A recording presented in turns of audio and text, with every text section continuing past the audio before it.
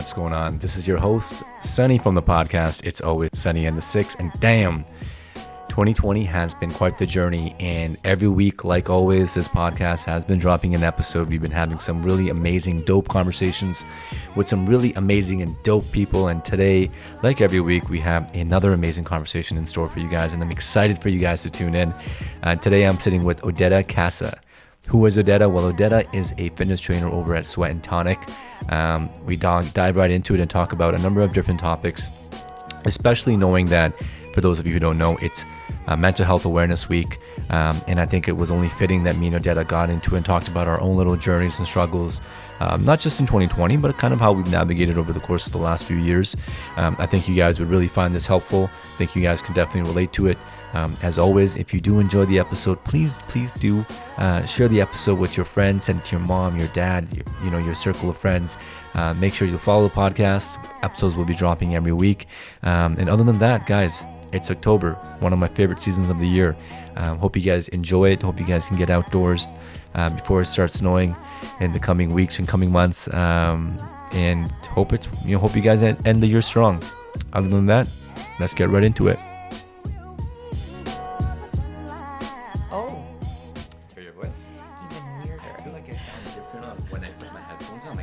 How I sound like? I feel like I can do ASMR now. Is this how people do ASMR? I really like ASMR. Right? I had like a So explain, sorry, this is going to sound really stupid to me. What is ASMR? ASMR, I forgot what it stands for. Right. And I actually forgot like the neuroscience behind it. But certain people just get a certain sensation, like a kind of tingling in the brain and in the body when they hear a certain, I don't know if it's the frequency or like the sound, but something happens to them where it like gives them a certain feeling. And I guess I'm one of those people because every time I hear it. Like in terms of like a calming sensation and stuff, or? Calming, it's almost like a tingling sensation in the back of the brain. It's like very, very soothing, but only certain things. Right. And like, I don't like people eating by the microphone, or like crumbles, or like the zipper, or like ripping paper. That's aggressive. Is it? Yeah, that's aggressive. Or like if you have some rocks in your hand and you just kind of like right. When I was in Tobermory 2 weeks ago, we woke up in the morning super early, like 6 a.m. Or like we got to catch the sunset. Yeah. And just hearing the waves. Like it's just something else. Oh my God, the waves is something else. And then when I came back, I found like an 8-hour video on YouTube of just like nature, like the waves. And now I've just been listening to that versus my usual hip hop playlist. It's a lot more calming than a hip hop playlist, so I'll give you that. Oh, that's for sure. Have you ever listened to like Amazon rainforest? I haven't. So good. But like tomorrow I will. Birds, so good. But you know what? I appreciate you coming in. Thanks for having me. Have we started yet? I'm not going to tell you when we started. Oh no! It's one of those podcasts where it kind of gets you a little bit more comfortable. You gotta give me a heads up, man. I thought we were just testing this out. Well, we started already. Oh, okay. Well, hello everybody. Hey, what's going on, guys? First of all, Odeta, it's a pleasure to have you. This is our second time meeting. We met briefly at David's. Shout out to David. Shout out to that old 40-year-old Asian man. I wanted to talk to you when we were there about it, but then I'm like, it's David's night. Let's just let it be David's night. So me and Frances, we know each other. She's been on the podcast.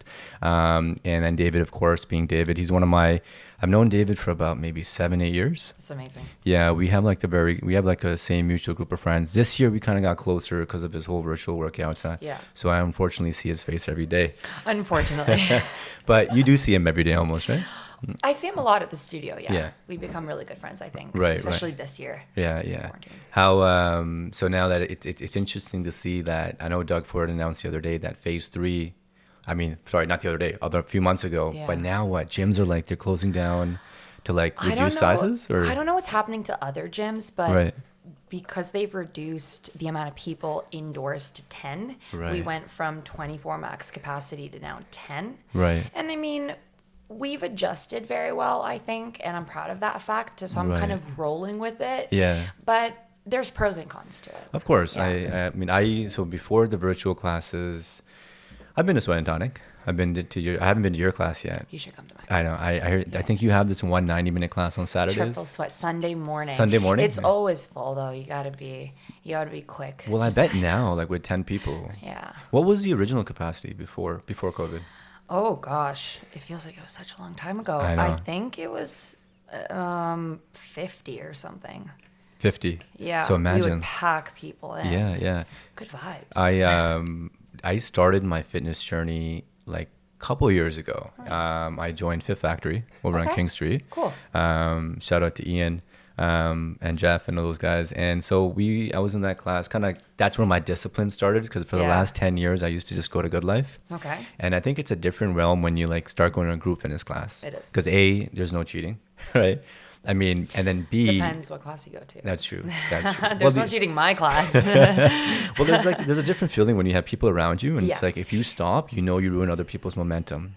So it's like It's that collective motivation. Like you're Yeah. not only motivating yourself, but you're motivating the person beside you Exactly. who wants to stop. They see you going, and vice versa. Yeah, yeah. So if you have trouble going to the gym on your own or you don't know what to do, group fitness is the best place to do it. yeah. So before Sweat and Tonic, so then I've been following you for some time. It's weird. Amazing It's weird content. to hear. Followers and social media is still weird. It's to a me. completely different world, right? It is. So it's nice to first of all meet you in person. I think before Sweat and Tonic, you were at Dropbox. I was Okay. there for a year, and I was also at Equinox, but I've been working at Equinox for 4 years. What location? Yeah. Both of them. Oh, okay. Yeah, Nice. I started at front desk 4 years ago, and I worked front desk, I think, for almost 3 of those 4 years. Right. And then when I graduated school, I asked them, like, hey, can I try out this group fitness thing? Yeah. And then I did, and I was really good at it, and kind of the rest is history. That's dope. So wait, Yeah. did you study in school? Anything related to like? I did. You did. Yeah, Okay. I studied kinesiology at U of T. Nice. Nice. Well, I did 1 year of life sci, didn't really know what I wanted to major in, and then I saw the kin program, and I was like, human movement, nutrition, health, like I Right. love that stuff. So Yeah, yeah. it was a good decision to switch, and I think it gave me a good foundation and understanding of the anatomy and biomechanics, and that again is my foundation. So I kind of transferred it over to my classes and my clients, and now it's just experiential learning. And how long ago was that when you made that transition to be like a fitness instructor? I started it actually in my last year of school. Okay. Yeah, okay. in my last year of school is when I started at drop boxing. Right. So I was kind of balancing both at the same time, and then it picked up exponentially after I graduated. Yeah, yeah. Lots of opportunity That's dope. in the city. That's- Yeah. That's dope, man. Like I've been, I think. See my growth. Yeah, On I Instagram. and like and like I think I've become more familiar when I joined Fit Factory, because then I started following all the fitness people in Yes. Toronto. Yeah. The fitness community, surprisingly, it's large, but it's very tight knit. It's well connected. Everybody knows everybody. Right, So yeah. once you start going to classes or you start going to fitness events, you'll start seeing familiar faces and the same names, and then you eventually become part of the team. Yeah, Yeah, and it's not only trainers; it's just people in the community too Of course, that love like fitness. that people exactly like. Yeah. I think that for me, that's why. So one of the goals of this podcast is to target people and interests of like that are of interest to me. So fitness is one of them. So I'm Yeah. trying like once a month to meet someone from the fitness game from Toronto. Nice. Not So many necessarily. people to There's so interview. many, but not just to talk about fitness. Yeah. Because we can go through your feeds to get all that information. Yeah, there's more to me than fitness, guys. I I know. know that's all I post about, but I do have other hobbies and interests besides fitness. And that's why you're here today. Yeah. I mean, it's a short list of them because fitness does take up a lot of my time, I but know. I promise there's more. 2020 it's been a fucking roller coaster of a year. Let's be honest. I think that. Yep. With today is October 5th. Fourth Can quarter. you believe that? I know. Mentally, I'm still in March. Like, I'm still mentally processing March, and I Yeah. blinked my eyes, and all of a sudden, it's the end like of the year. summer. I mean, I guess like in spite of all the cons and whatnot, I want to ask you something. Like, has there been any silver linings, any Oh, positivity from this year? Yeah, absolutely. I think this year collectively, Right. worldwide, which is weird, but worldwide, we were all experiencing kind of the same thing, and it was a giant pause on life. And I think that this is the year that everybody had the extra time and the extra space and the quiet to reflect on their life and kind of see what's working, what's not working individually, but also collectively in the sense of, you know, the society we're in. Is it really the society we want to live in? Like, we started noticing gaps or corruption and weird things that were happening that were like, maybe we should change things up a little bit. Yeah. So I know it was a heavy year for a lot of people. A lot of emotions came out. People did very deep reflective work, and that comes with a lot of emotions. But I think if you get over that hump, you're so much better off on the other side of it. Yeah, a lot of uncertainty too, right? Because like, so much. You know, like a lot of people that relied on that social element of interaction. I'm a very social person, so that was rough for me. The transitions were very hard. The transition into quarantine, and personally, I found the transition back to phase 3 very difficult because I kind of got accustomed to a routine on my own, being a homebody, and now all of a sudden I was in class again, seeing multiple people, and it was almost like a sensory overload. So much stimulation after being quiet for months. I think even for me, like going back to the office, dude, is going to be a lot tougher. Yeah. Do you know when your office opens? So apparently it was supposed to be January. Okay. But now, best case scenario is January. Okay. It's more than likely, but we might not go back until summer 2021. I'm hearing that a lot from my friends who work in offices, and a lot of offices aren't opening till end of summer. Which is crazy if you think about it. It's I guess they're taking their precautions. Well, if you can work from home, why not? But it's nice to kind of have those boundaries, right? Like, I like that. I think the thing that I miss is like now, obviously, I live here. David, shout out to you. Work out here in this very tight and combined space. Yeah. I started running last summer. Good. Big fan of running. So like last month, my goal was to do 50K. Unfortunately, I didn't hit that. I hit 30. Okay. That's which is still something. Amazing. Yeah. Oh, you even ran 1 today. kilometer. I did. Yes. My legs are Shout out to all my runners out there. I'm trying to hit 40 to 50K. I have a lot of other stuff going on, so I didn't want to set a goal that was too high.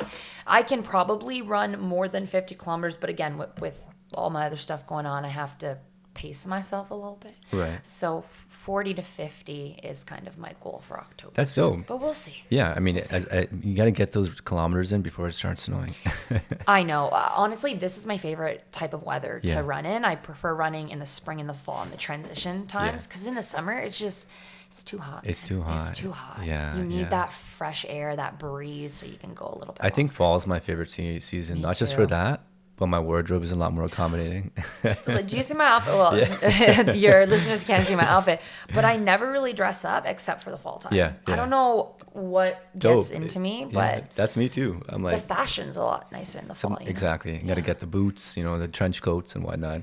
The layers, the scarves, the gloves. It's fun. It's fun. I know for sure. I think one of the things, Odeta, is what I was thinking about when I was kind of going through your feed a little bit today before you arrived, and something that I've reflected on with my past guests as well is, this idea of change. 2020, like every day, I guess we evolve as humans, right? We go through a transformation.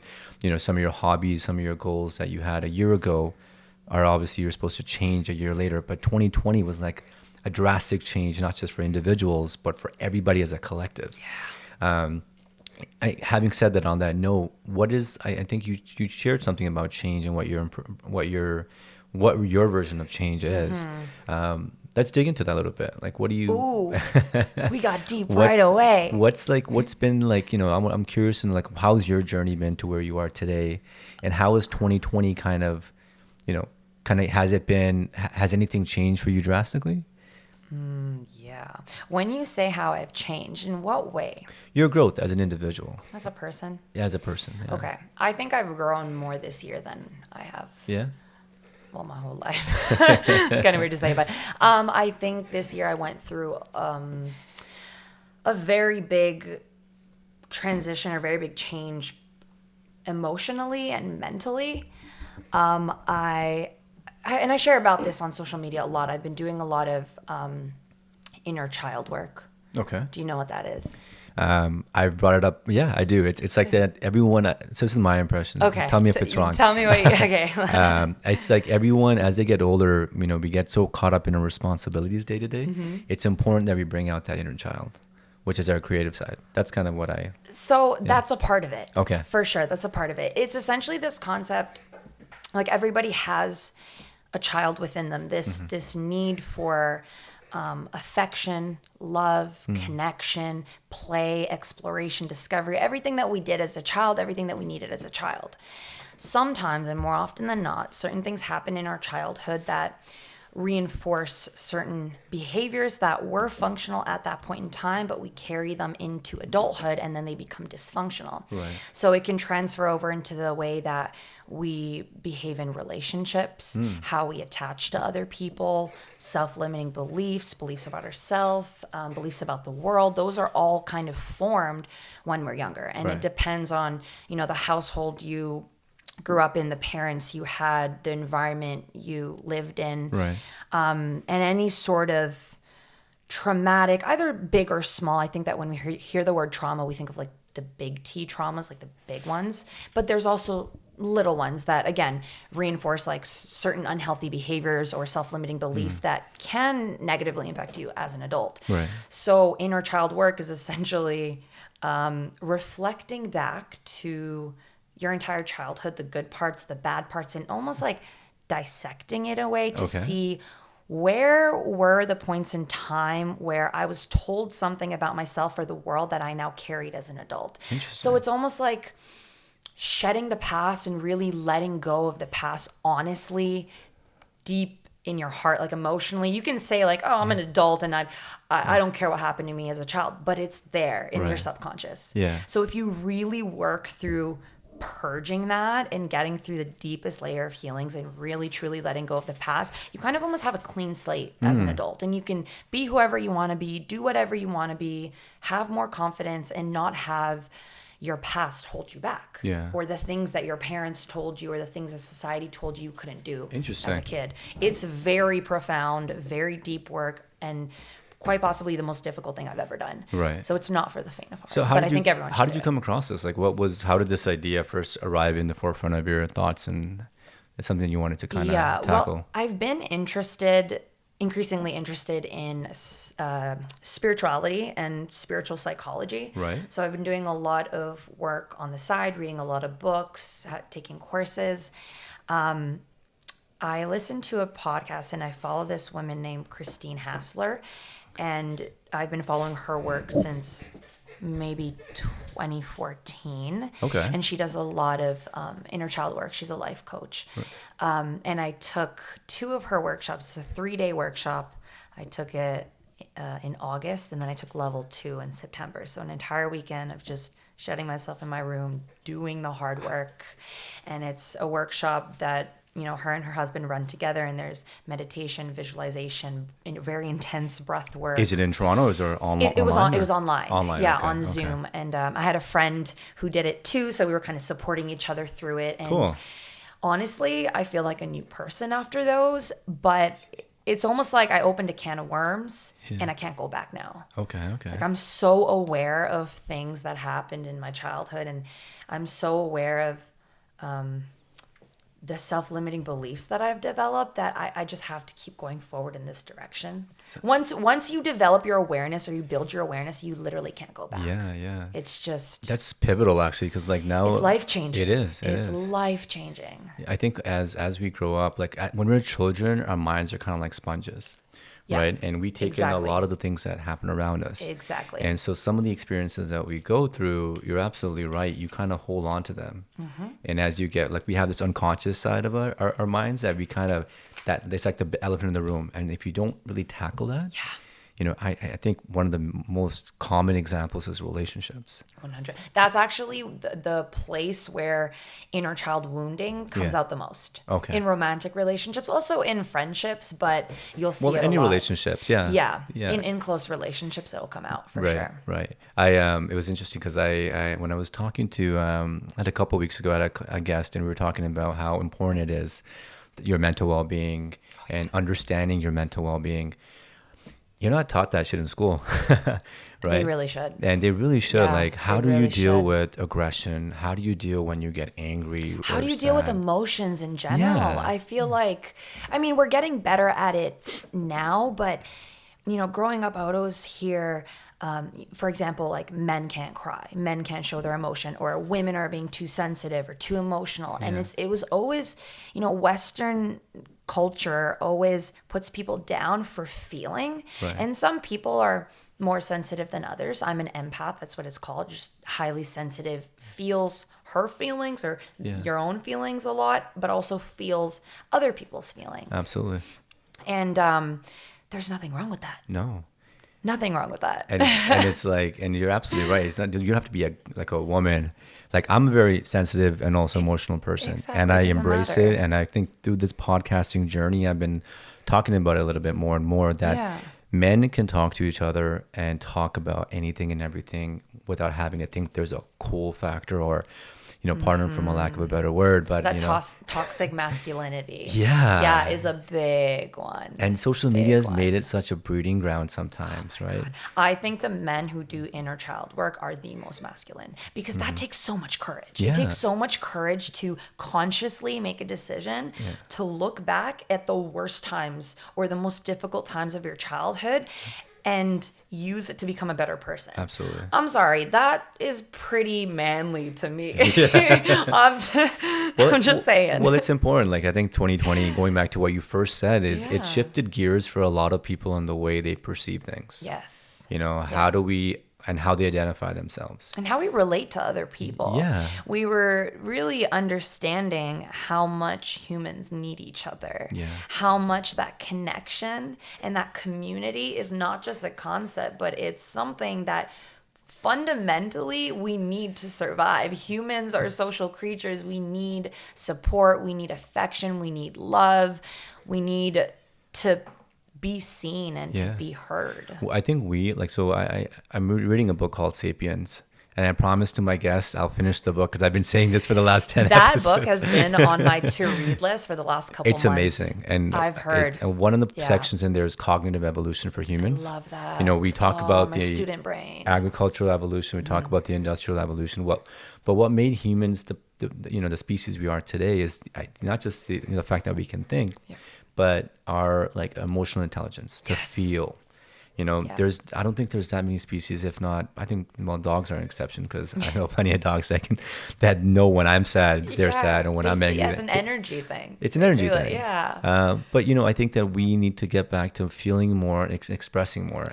Yeah, I think it's mainly, I'm speaking in terms of Western culture, but in Western culture, everybody's in the head. Yeah. We're in the head a lot. We're anxious, stressed, worried, constantly ruminating on bad things that have happened to us, self-limiting beliefs, doubt. It's like all up here, and nobody's in the body anymore. But The soul, kind of. the body, the soul, whatever you want to call it. And that's kind of something that you do in inner child work, is you work with the body more than you work with the head, because the body's where we, first of all, store emotions, and it's also where we hold trauma. Right? Because years and years of suppressing emotions and putting them down, that stays in your body as tension, as tightness, and it comes out over time with, doing the work. Yeah. I think there's so many things that go hand in hand. Yes. Like once you start working out, you got to go to the gym to kind of get bigger and get fit, or thinner, depending on what your goals are.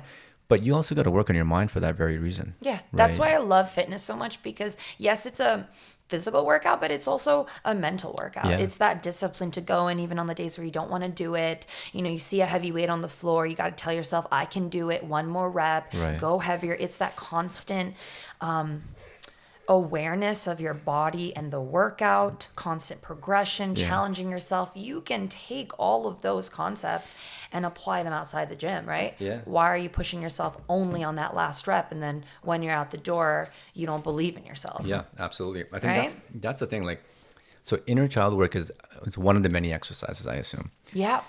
Meditation is obviously something that I've kind of started doing for the last little bit. Yes, I love it. Mindfulness, journaling is very important as well. We have podcasting, of course, but I think with this year, 2020, we have this abundance of time to ourselves. Yeah, whereas, and resources, tools. Yeah. Like, we know this stuff. We should be implementing it. And if you don't know this stuff, you have the opportunity to learn. Exactly. Right. You have, we talked about connections. Yes. But there's also this need for real connections. Yes. Yesterday, me and my girl were watching, I don't know if you've seen Black Mirror. I love that show. I have seen every season maybe 3 times. Remember that I episode love with it. the social media one where you got to give Yes. likes to everybody? Yeah, that was weirdly realistic. It Made is. me so uncomfortable. I was like, and I watched it last night for the Yeah. third time, and I'm like, wow, it's a freaky reminder that this might be the direction. It's likely. It's not far fetched.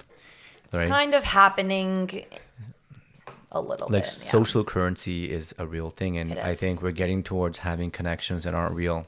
Followers, who has the most followers, who has the most views, and it's become a scary thing, frankly speaking, right? Have you seen The Social Dilemma? Everybody's talking about it. Actually, my buddy messaged me today about it. He's you like, haven't seen it's it. it's a mind fuck, right? Yeah, I mean, most of it's stuff that I already kind of know. Like I've been limiting my phone usage. I don't look at it in the morning or at night. Is it a single series or is it like It's just a documentary, an hour and a half. Right. But it relayed the information in a way that was very understandable. And I think that especially for the Gen Z population, like the younger kids, the kids who are using TikTok and Instagram in middle school or even younger, they gotta know this stuff. Like they have to know how it's affecting them. And the thing that blew my mind is there's a segment toward the end of the documentary where they related social media use to white supremacist groups, and it got very political. And I really appreciated how they tied that together, because that is a connection I didn't make. What was in summary, what was that connection like? It's essentially like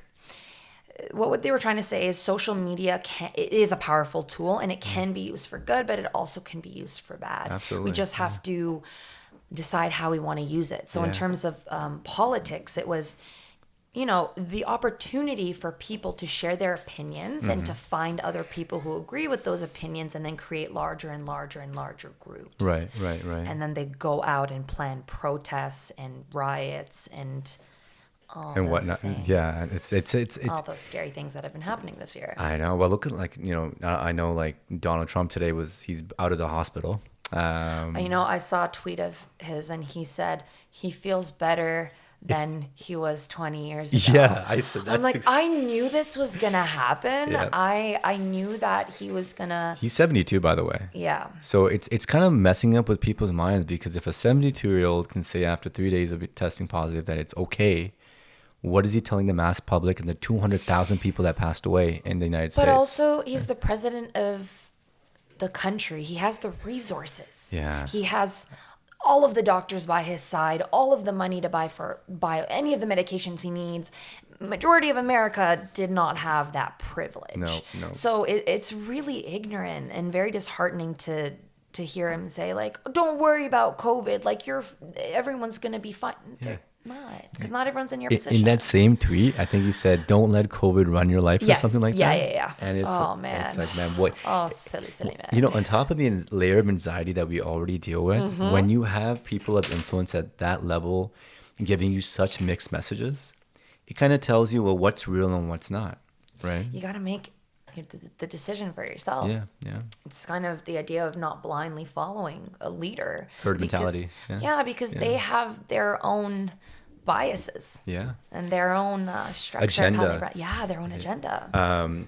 So I read this article on Medium once, and they're talking about how politics and people of influence go hand in hand in the celebrity world. Yes. So celebrities that have, let's say, I don't know, like Tekashi 6ix9ine, right? Have like millions and millions of followers, or even Drake.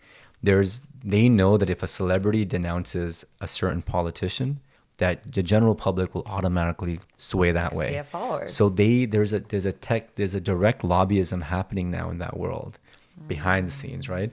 And I think it's really important for us now to be a bit more mindful and a bit more aware.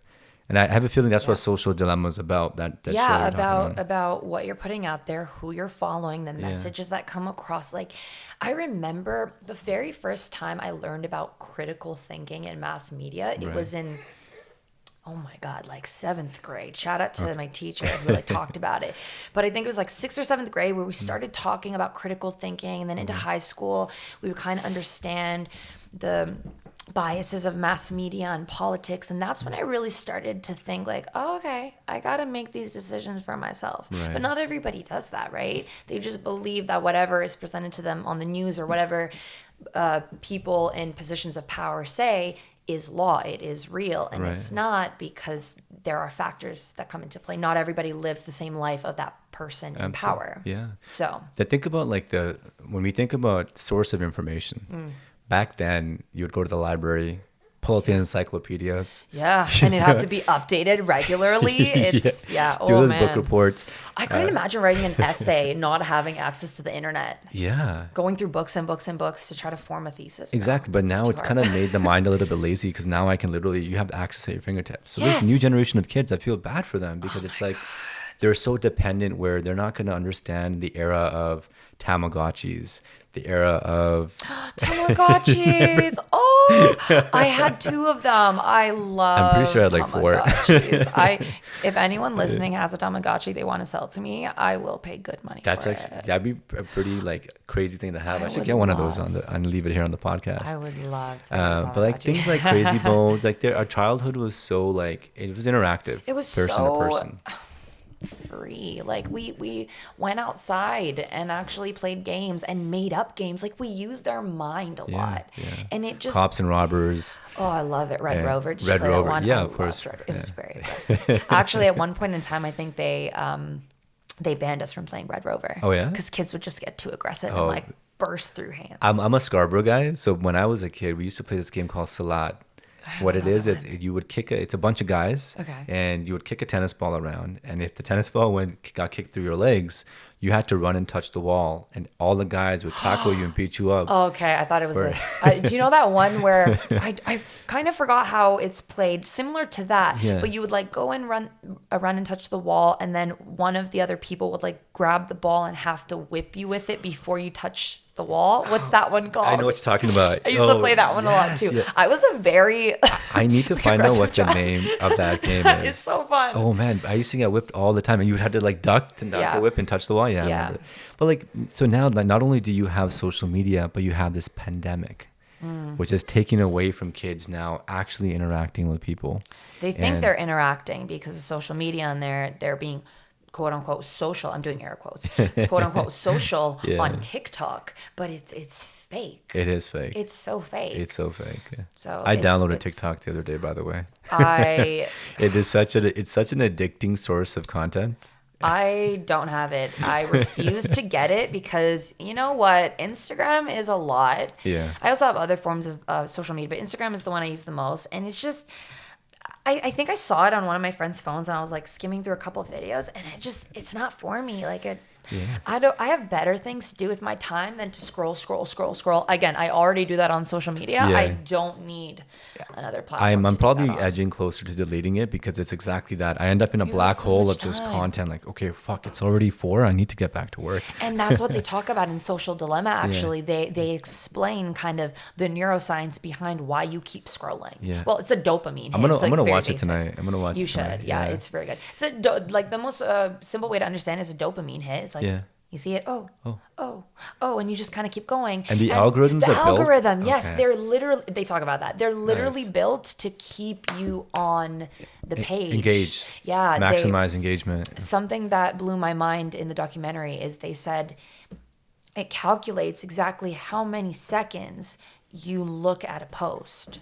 Really? Yeah, so if I look at a post, let's say for a minute compared to another one that I saw for 10 seconds, Right. the algorithm will start showing posts that are similar to the one that I saw for 10 minutes. Seriously. Yeah, so when you go on your feed, obviously it's stuff that you're going to be interested in because Right. the algorithm has been catered to you.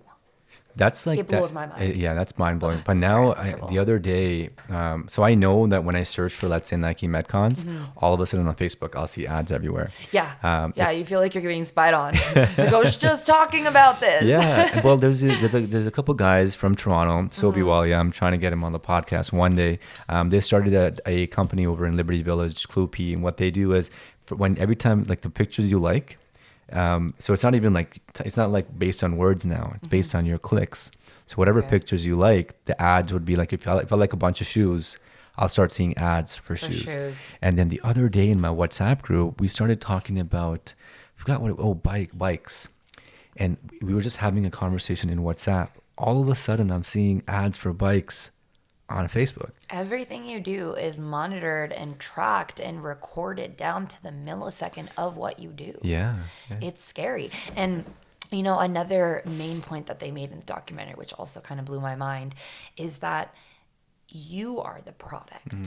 Like, they are selling your interests to big corporations. So you're the thing that's being sold. It is you and your interests and your hobbies that are being sold to these multi-billion-dollar corporations. So it's like you're the product. Right. And when I heard that, I was like, no, that's insane. I don't want to be the product. That's a bit of a mindfuck. I want to be free. Yeah, and when I like a book like *Sapiens*, and I look back at us just being hunter-gatherers, and now what we're doing is we're literally selling exactly what you said. Our interests are being sold for millions of dollars online. Where are my millions of dollars? Those are my interests that you're selling. Like, don't I get a cut of this? Yeah, for real. I know we've been kind of talking about the cons of social media. And I understand There's that, but there's so many, endless list. And I think one of the ideas I had was it'd be cool to have a platform where you can showcase vulnerabilities. Because a lot of times what we do is we showcase the perfect version of ours reels. That isn't the real version of us. For example, me, as an example, let's say, or you, whoever's listening, we take 20 pictures and we decide to take the one picture of us that we think looks the best. Absolutely. It's a psychological thing we end up doing. And we create a world on social media that isn't truly a true reflection of who we are day to day. But I think on the plus side, there's a group of people, and there's exceptions out there, people that have used social media for the positive. And that's, I'm going to give you a big shout out, big ups to you.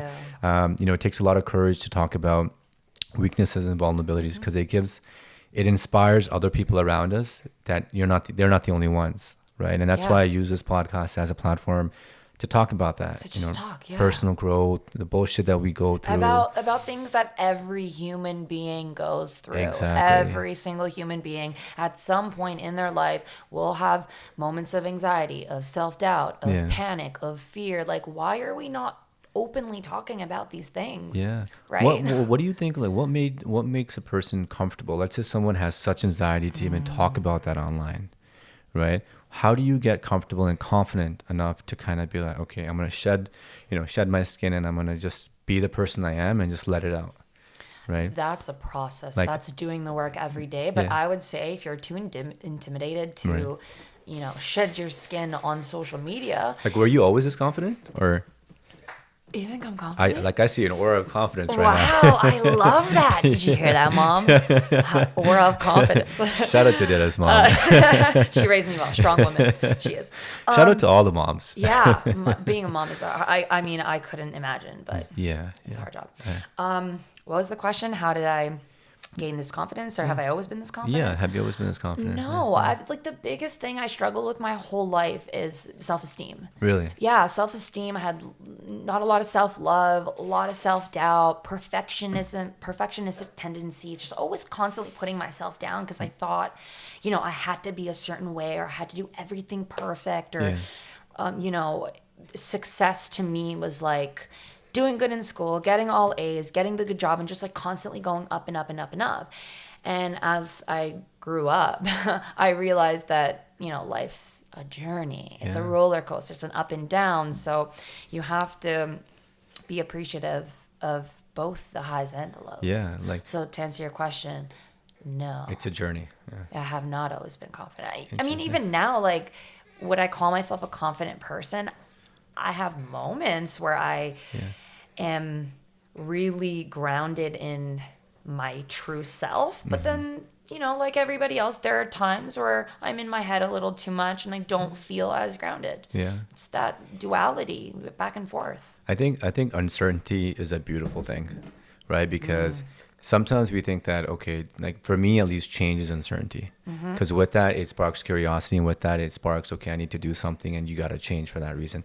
If you're someone that's comfortable and you're sure of where you are and what you're doing, you're not really going to change. So 2020 is definitely a year of uncertainty, but I think that it's okay to go up and down, because like imagine watching a 90-minute movie And the entire 90 minutes is just a 90 minutes of That's bullshit so happiness. annoying. Right? That's so annoying. It's like, and like, No. we're like, why would we think that life has to be a smooth sailing journey as well? It's not, frankly speaking. You The know? way that I see my life, and it's a really good analogy that, I don't know, it makes life fun for me. I think of myself as the main character in a book or a movie. Okay.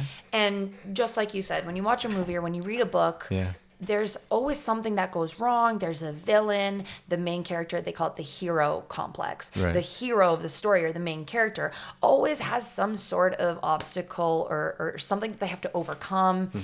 And, you know, you read the book or you continue watching the movie because you want to see, will this person achieve what they want or will they get past this bump? That's literally your life. Right. So start looking at yourself as kind of the hero of your own story, the main character of your movie, however you want to put it, and be excited of the journey that's unraveling. Kind of look at it as, oh, I don't know, will I get over this hump? Yeah. What will happen in the end? Dun, dun, dun, dun. Right? It's suspenseful and it's exciting. And so I like to look at my life that way.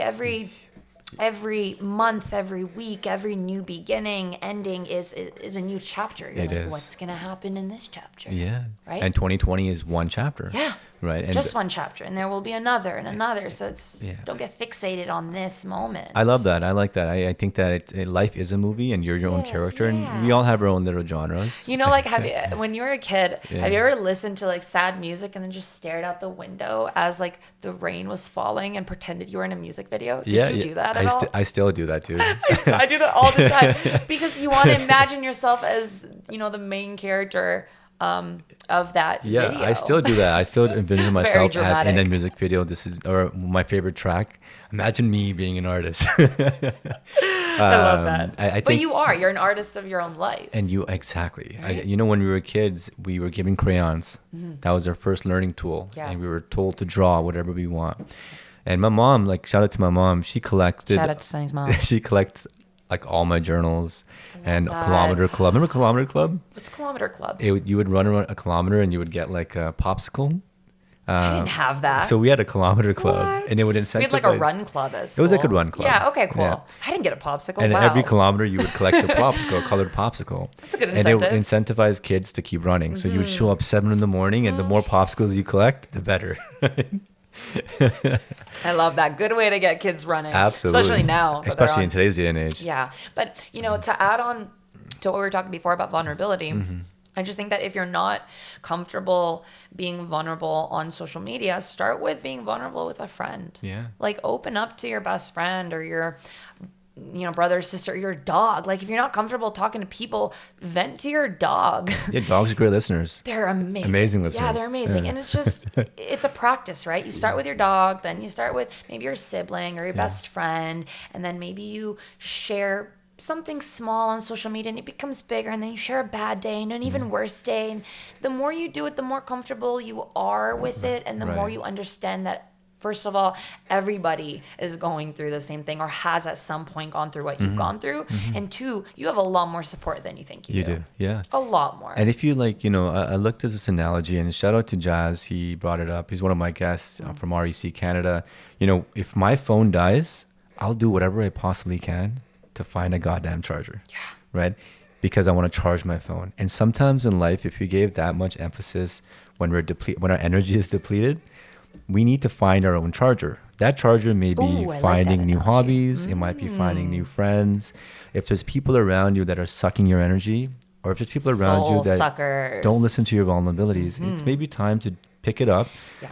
Maybe pick up a journal. Try something new. Go And that's another thing that I've learned a lot over the last year, if not 2 years, is the people you surround yourself with dictate a lot of what you're going to do and who you're going to be in life. Absolutely. And it's totally okay to end friendships sometimes. Like not every relationship, romantic or platonic, has to be in your life indefinitely. It's Right. people come and go for a reason, and you got to decide which people are worth sticking around for. And usually those are the people who hold space for you during the good times and the bad times. And the bad times, yeah. So I think, the definition of a good friend is just someone who holds space for you. Yeah, like someone blank. that rides and dies for you through the ups and downs at the end of the day. And I think as we get older, like frankly, like our circles get tighter because we tend to surround ourselves with quality individuals. Quality right? over quantity. I say that all the time. Hands down, Because when you're younger, it's all about the attention. You just want to feel validated. You just want to feel like you belong. And that goes back to inner child stuff, right? It's Right. those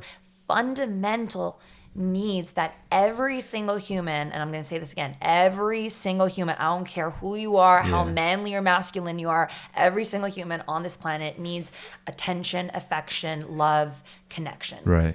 Right? So we try to find those a lot when we're younger through social media, hanging out with people who aren't really good for us, but hey, they're inviting us to the parties and I have someone to sit with at lunch. And, Yeah. when you grow up, you realize Like that's not and I get to choose who to hang out with, right? And even in 2020 now, with this lockdown that happened since March, who would have thought, first of all, that we'd be where we are today, right? If People were like 2 weeks tops. If I told you this last year, you'd be like, the fuck you talking about, 2 weeks Sonny? tops, What yeah. kind of drugs are you on, right? They predicted this apparently in The Simpsons. They predict everything in The by Simpsons. the way, yeah. They predicted Donald Trump having, I haven't really seen any of the new seasons, but I need to catch up. I just see everything on Twitter. Yeah. I don't need to, see anything or even go on any other social media platform. Right. Twitter kind of funnels everything for me. Yeah. Well, listen, right now we're going to do a sunshine round. Sunshine round. I love The that. irony is the sun is beaming at you, It so I am is. going to I close the love it. curtains a little. Or do you mind? Why? No, Okay. I love it. Okay, so the sunshine round is a very simple game I play with Okay. all my guests. It's a question. It's 10 questions. Like speed round. Speed round. Oh, exactly. I love that. I'm going to ask you a bunch of questions, Okay. and you have try to answer them as quick as you can. Amazing. And then what we'll do is we'll shift gears and kind of talk about some other things that I wanted to ask you about. Yeah. You down? Absolutely. Okay. Do let me know if the sun is bothering you, because if it's beaming in your eyes, we can close the curtains. okay. Cool. Okay. You ready? Mm-hmm. Don't be nervous now. All right. Okay, Your favorite meal on a cheat day. I don't have cheat days, first of all. I don't like that word. Okay. I'm all about balance, but probably I eat sushi a lot. Is that your favorite all-time food? Favorite all-time food. So Done. like a lot of sushi. What's your favorite track? If you could listen to one track over and over again, and that if you had an iPod and there was only one track on there, what would that track be? This is I need to think about this one. I love a lot of different music. Okay. I feel like I have to open my Spotify to tell you. I don't know. It varies. What's the first thing that comes to mind? It's this reggaeton song called Safera. Okay. I'm probably saying that wrong. By Bad Bunny and a bunch of other people. Okay. Cool. That's the first one that came to mind because I think I've played that song the most out of any song in 2020. Is that the song you play at your classes too? Oh yeah. All the time? I've played it so many times. That one and Moving Blind. Moving Blind? Yeah, by Sonny Fodera, I think. Yes. That one I've also played a lot. I mean, I wouldn't want to listen to those nonstop, but those are the ones that are definitely on repeat. What's your favorite thing to do during your downtime? Ooh, I love going for long walks. Okay. So I put on a podcast or listen to some music and just walk. Like It's hours. Always Sunny in the Six? Yeah. Yes. Of course. What was your favorite TV show growing up? Lizzie McGuire. Okay. That's So Raven. Remember Boy Meets World? Oh, that was a great one Corey too. Topanga. Anything from the original Disney Channel. Oh man. I love that. Your biggest pet peeve? Oh my God, slow walkers, and especially if you stay in the middle of the sidewalk, but it's a narrow sidewalk, because Yeah. I can't get around you, and I walk very fast. That's the one thing I don't Slow miss. In the path, in the financial district, during rush hour, all the people that are like super slow. Like if there only was an express lane and a collector's lane. There really should be, because Toronto's like a hustle city. Like people have places to go. Yeah. Pick it up or move to the side. Exactly. Simple. Okay, if you could have one superpower, what superpower would it be? Oh, I have an answer for this question. I'm forgetting it.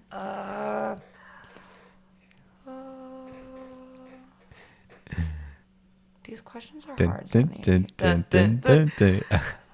I call for help? I should start doing that. Yeah, if I had one. Oh, here it is. To be able to speak any language. Oh wow. What's the first language you'd want to speak? I'm learning Spanish. Are you? Yeah, I'm using Nice. Duolingo, like little 10-minute Okay. exercises every day. I'm not great, so don't ask No, me. but listen, you started though. That's dope. Yeah, I mean, it's fun. I think I pick up languages very quickly, but it would Okay. be amazing to be able to speak. Imagine him Yeah. able to speak any language, no matter where you go in the world, you can communicate. What's your home language? Albanian. Albanian. Okay. Yes. Okay. Nice. Your favorite day of the week? It's random. Sunday, probably. Sunday? Yeah, it's like a fresh start. You have like the week that. ahead of you. Yeah, that's probably my favorite day of the week as well. Celebrity crush growing up? Growing up, my first one, Jesse McCartney. Okay. He was the first person that I had. I put a poster of him on my wall, and my Right. mom was like, "Are you sure you want to put that up? Like, you're so young. Don't put boys on the wall yet." My mom was very like strict with me. So I'm like, "He's so cute." I was like 8 So or funny. something. Oh, the good old days. Beautiful soul like that. Yeah. That gets me. Awesome. Yeah. So you're starring in your own movie. What genre do you think that movie would be? Oh, it would definitely be a romantic comedy or like a rom-com or a comedy.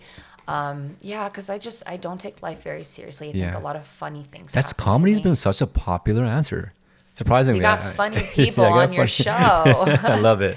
And last question: Who's your role model in life? Oh, I have a lot of mentors that I look up to, but my role model is probably my mom. Shout out to your mom again. Shout out to Mom. Got a lot of shout outs today. Mom, I miss you. She's such a hardworking woman, and Right. everything she's done for me and sacrificed for me. My dad too, but Yeah. having a strong, empowered woman to look up to growing up was really, really important for me. Absolutely. Yeah. I think it's important in this day and age. Let me close the curtains. I like your mood lighting. I have the same at home. I'm obsessed with it. Oh, I love it. David has his whole, shout out to David again. David has his whole house set up. So many different lights. It's like a little club in there. Yeah, I've been to David's right. many times. Oh, I know. I'm just explaining it for the listeners who haven't seen David's David's. place before. Wait, speaking of lights, Sweat and Tonic. Like you teach the. You teach. I teach everything. No, the spin class. I do. The lights in the spin Oh, class. they're so Ooh. fun. Steve, shout out to Steve.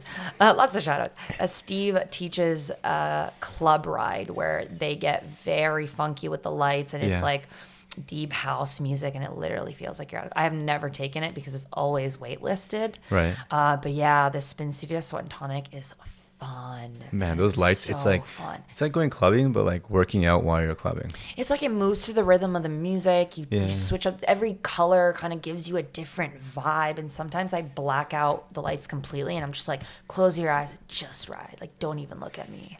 Yeah, Just I hear get it. them into their What's bodies. like if let's say hypothetically fast forward 6 months from now, Okay. we have a vaccine. Okay. And what's the first thing that you think you would do, Odeta, that you can't do now? What does the What do you- vaccine have to do with this? Nothing like it's like post COVID now, like things are like opening no up. restrictions. No restrictions. Oh, okay. I travel a lot. I'm a I big know. fan. Yeah. I- You knew I was gonna say that, right? I love to solo travel, and Yeah. I've always had dreams of just living out of a backpack for like a minimum a year, Right. if not longer. Have you done that like up for a year or? No, Okay, no. okay. That'd be amazing. The longest I've been away was a month last year when I went to India. But I've just always loved the idea of living a life remotely, being able to go wherever I want, Right. stay in a certain city if it suits me, and not having a lot of stuff. I'm kind of a minimalist in a lot of ways. I don't like stuff. I'm not a materialistic person. Right. So just having, a couple things in my backpack and walking on foot and planes and trains and cars and exploring, that's the life for me. That's kind of like what I like. That's my bread and butter too. Oh man. Like I think that makes me when so you die, happy. like you're not gonna take your material You things don't with die you. with your money. And during this You don't. pandemic, when you're locked in, you can't flash all those expensive luxury clothes you have, right? I think it really taught me and a lot of people that experiences are goddamn important. To just be happy with what you have when you have it. Like, don't Yeah. always constantly search for the next thing and the next thing and the next thing. Like, you gotta find that happiness and that joy from within, and then everything else that is added to your life is just additional. Like, it's I supplement. I mean, I'm dying right now to jump on a plane. That was one thing, that I was very upset about because of COVID. It was the fact that I felt almost like claustrophobic. Like I couldn't leave even if I wanted to. I couldn't escape. So I mean, that was a very big excited. shocker when they made the announcement that the borders are closed. And I was thinking, like, I wonder how long. But I thought it was gonna be like but a I've been week. seeing people on my story traveling. Like, I've seen people. I guess the Yeah. quarantine rules apply to different countries differently. But Yeah, and it depends where they're going, what for. Like, for example, I just thought of it. Frances, she's from Vancouver, Yeah. so she went to Vancouver during the quarantine, which makes a lot of sense. She wants Yeah. to see her family and spend quarantine there, and right? she was teaching virtually too, so Exactly. it So was it made sense. She didn't have to be in the city. Right, So I right. understand there are reasons to move around. Obviously, if you don't have to, probably would be better to wait. Like I'd rather be safe than sorry. I'm not going to plan a trip for the while. Yeah. What's the I'd first rather country wait. you'd want to head out to once things open up?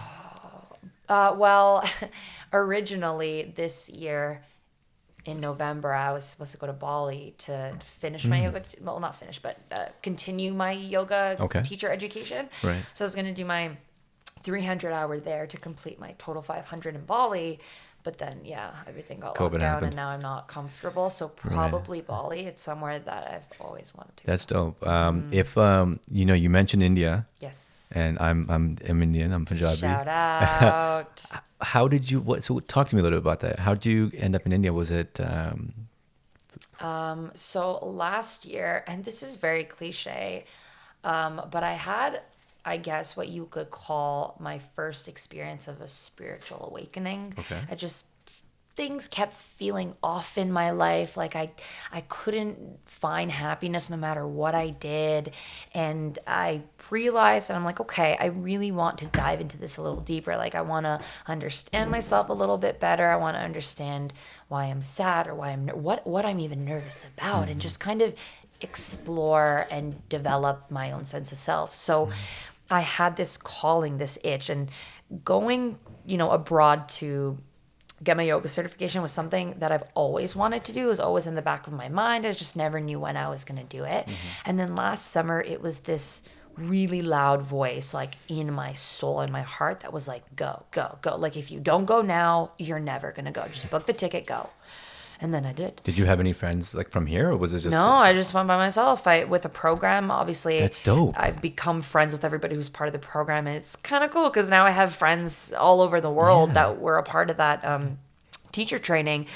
But yeah, I took a risk in a way. I did something. I've solo traveled before, but nothing crazy like Vancouver. Right. But that was the furthest I've ever gone by myself, the longest I've ever been away from home so far, and That's amazing. yeah, I just dude. like really took myself out of my comfort zone. Right. Because that's the only way to grow. You're like, I'm going to do something that completely disrupts the system, physically, mentally, emotionally, spiritually, just like disrupt it. Chaotic energy. Yeah. And let's see what comes up. Yeah. And a lot of stuff came up. I believe that.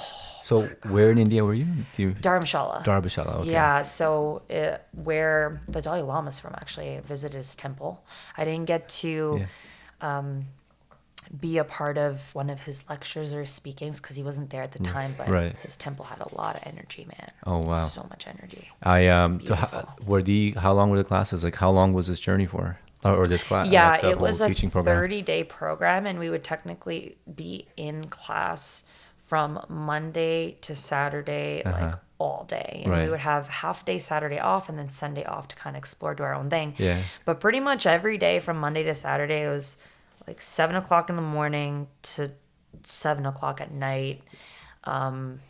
Yoga sessions, teachings, meditation, anatomy lessons, philosophy lessons. Right. It was very in depth. And I love that I did it there because I felt like I really got to understand the heart and soul of yoga in the country that it originated from. Is that where? So I didn't know this. So is that where it originated from? Yeah. Interesting. yeah. Okay. So okay. I really got to dive deep into how yoga even became or what it was. I always thought, yoga was just the physical practice, the asanas. Right. It's not. Okay. That's just the tip of the iceberg. There Right. is so much more. It's about like the way you live your life, the way you communicate with people, how you treat other people, yourself, nature, behaviors, food. it's there's a lot to it. Meditation and yoga, Yes. breath work go hand in hand. I guess like, and this is where I'm a little oblivious with yoga. I want to get into it, dude. You should. I got to come to your class. Oh my I God, will. you really should. I always think of yoga as like more of a flexible thing, like it's not. stretching and whatnot, but it's not. Like there's a lot more to it. Joe Rogan actually on his podcast talks about yoga all the time and how it kicks you in your ass. Yes. Like it really can. In more ways than one. Exactly. It humbles you. It humbles you so much. I can't even explain it. What was your biggest learning thing outside of yoga there when you were in India? Like, did you eat Indian food every day, or was there other? Yeah, so they gave us food Monday through Saturday. It was breakfast, lunch, and dinner was provided for us, and then on Okay. Sunday we would Go out? go out and eat whatever Yeah. we wanted. And it was vegetarian food, and I'm not a vegetarian, so that was a not difficult transition, but I definitely felt my body needed at least a week to adjust to it. But the food was, oh my God. And I've never been to the south of India before, but I hear that North Indian food and South Indian food is different.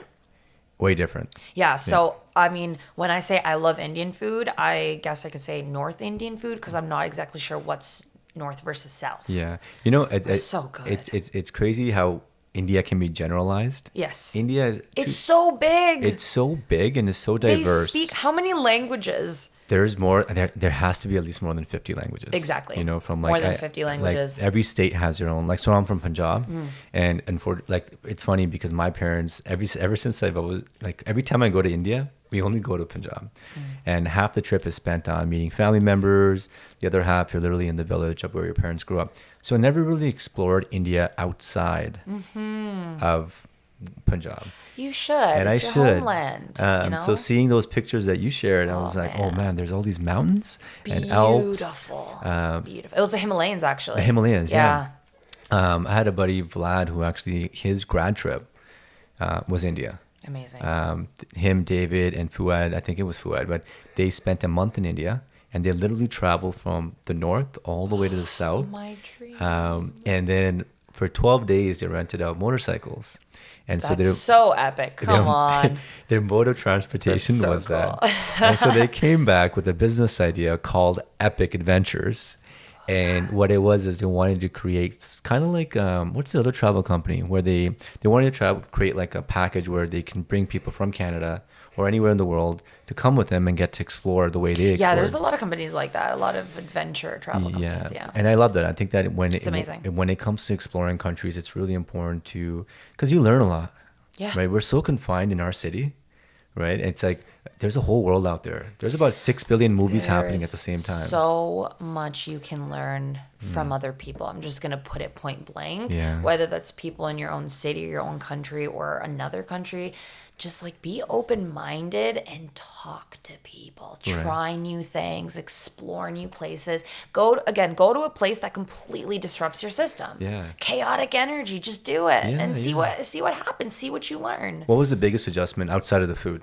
Was there anything that was like, whoa, this is... The discipline to go to class every single day. Yeah.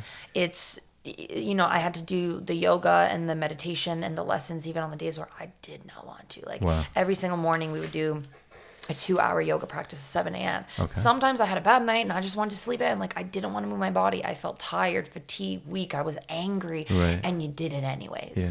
And that journey, whether it's through yoga, fitness, inner child work, or whatever, doing the hard shit when you don't want to do it is when you change, is when you learn so much about yourself. It's the struggle that builds character at the end of the day. Yeah. Right, It's I your think. story. It's the hero complex. Yeah. You gotta overcome the obstacles. And then once you do, you're like, oh, I can do this. So fun fact, I know my listeners have already heard this, that my haven't. consistent listeners, but Odeta hasn't. I did the half marathon last year. Yay, that's on And my bucket list. Yeah, I did the Scotiabank how half was marathon, it? which was in October, exactly a year and 2 weeks ago. I was gonna do it this year. Yeah. But you know. Okay. I did it literally without any training. Like minimal training. that I ran I wouldn't 5 recommend. kilometers. No. And I didn't understand. I actually truly didn't understand the implications of not training and running. So I was dying at the 16, 15 kilometer mark. The time was, I've always posted, I posted right there on the fridge, 2 hours and 13 minutes. I love that. Just as a reminder that everything is mental. Yeah. But I mean, there is a big physical component to marathon. So I took a week off work because I couldn't After? walk. I couldn't walk. That's amazing. My knees locked, and it was the hardest. Like it was like literally, guys, I couldn't walk. And from the corner of when you enter Nathan Phillips Square from Bay Street, Yeah. I literally couldn't walk, and I was walking like a what's the Tin Man from Wizard of Oz. I called a cab. And the cab picked me up. Got some weed from Tokyo Smoke. Got a large pizza, and I just chilled in the corner. All the calories. But did you at least do anything to recover after, like Epsom salt baths, massages? Oh yeah, I jumped in the tub. But I think that was a really big eye opener, and that's why I wanted to run this year, was to kind of train for it. So throughout the summer, we can train together next year. Yeah, let's do it. Done. Let's do it. Are they not doing anything virtually, or maybe? But it's virtual, like run clubs, like a virtual half marathon. I like certain marathon clubs are doing these whole runs. I think where it's not the same. It's not the same, no. It's the same concept we were talking about with group fitness classes. Like when you see the person beside you pushing hard, you want to push hard, and you also motivate people. When you're in a marathon or even like a 5K run, when you're really tired and someone like pats you on the back, like you got it. Yeah. Just that little piece of encouragement helps you finish however many That's kilometers the only you have reason left. I finished though, right? Because if I was on my own, when I reached you just stopped. Like the most I did prior to that was a Sporting Life 10K.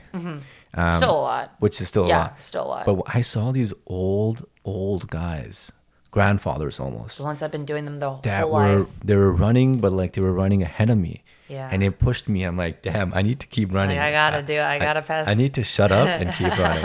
And the other worst thing is, dude, I had my phone. That's how big of an amateur I was.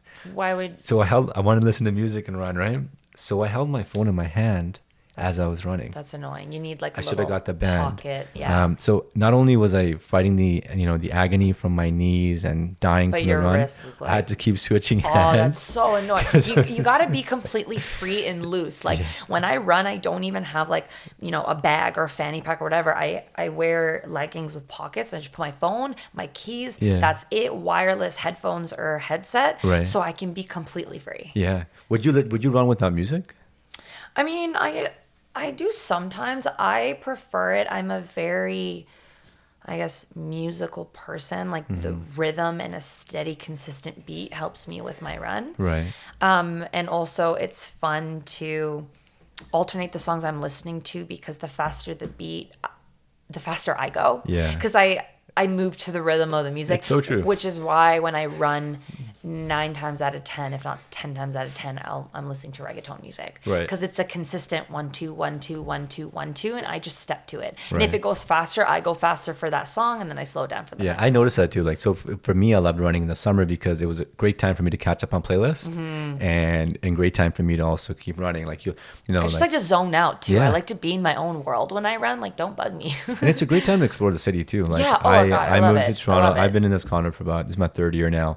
But it was a great time for me to run like either up to St. Clair, maybe over towards Bathurst. And every run is different. It's so different. Every run is different, not only because of where you go, but because of the mood that you're in, the state that you're in. Some runs you feel unstoppable. Some runs you're like, wow, that 5 kilometers was the hardest 5 kilometers of my life. It was my biggest advice to people this year was like, be a tourist in your own city now. Yes. Now that the planes are, borders 100%. Are closed, right? There's so much to see. Now, there's this one story I remember you shared. This year, was it? When did you go to Costa Rica? This year. Was it this year? Yeah, it's funny. The day after I came back, everything shut down. No way. So I made it just in time. Like the airports weren't busy or anything. When I came back, I was hearing, Italy had closed down. The airports were delayed. Were you nervous when you were there? Like, so the COVID news broke down while you were in Costa Rica then? Yeah, but I didn't really hear too much of it because I was in my own world. I was on the beach. I was like I wasn't on my phone very much. And then when I came back, I heard like, oh, did you hear about this COVID thing? Like Italy might be shutting down. I was like, what? Why would you shut down a whole country? It was weird. Yeah. But I was ready to get back into work. I worked for one day, and then the next day, all the gyms closed down. I was like, what the fuck? What just happened? I feel like I went from a week of pure bliss and just rejuvenation, and I Right. felt so ready to come back and hustle my ass off because I just rested for a week. Yeah. And then everything closed down, and it took a while for me to process it. I didn't really understand what was happening at first. Like, I think in the beginning it was like, okay, this is temporary, right? Yeah. But then it was like, well, You're like, this isn't 1 month, temporary. I 2 got to months. start thinking about how to make money. What am I going to do? So what happened in Costa Rica? There was a story of one where you were on the beach. Oh, I got robbed. Yeah. Oh, man. What happened? Great story. This was, I think, like midweek that I was there, having the best time of my life. Right. I went to the beach maybe around like 4 or 5 o'clock, put my stuff on the sand, and my fault. Like, don't leave your stuff unattended. Yeah. That's just my fault. It's just, I was in such a happy mood. I didn't think anyone was going to take my stuff. Everyone that I had met there, even locals, were so kind, so nice. I was like, I'm going to take my chances. So I put my stuff down, went into the water. I remember like I did that floating thing where I was just looking up at the sky. And I was like, oh, this is Life is happiness. good. This is joy. But I kept looking back to my stuff every now and then just to make sure everything was fine. So I'm in the water. I'm not too deep, but the water's maybe above my belly button. And then I see a guy walking toward my stuff. I'm like, oh, he's just close to it. He's going to pass it. And I kept watching him and he didn't pass it. He like kneeled down, looked in my bag, looked over his shoulder, and then took my bag and started walking. And I did the slow-mo run in the water because of it's hard to, I was still in the water. And I started screaming. I was like, hey. I started running out of the water as fast as I could. By the time I was like on the shoreline, I started sprinting. He caught on, started running away. Okay. And I started yelling, someone stop him. Nobody stopped him. I was like, what the hell are you guys doing? Like, help. I chased after him, soaking wet in my bikini, like didn't have anything. The bag had, thankfully I didn't have like my passport or all my money in it, but it had my phone, it had my journal, which I cared more about than my phone actually. Right. A book I was reading and like my room key to the Airbnb I was staying in. So I chased him, and then he turned the corner. I lost him, and I was standing on the side of the road soaking wet, in panic, in shock. I was like, I don't even know how to contact anybody. I don't know what to do.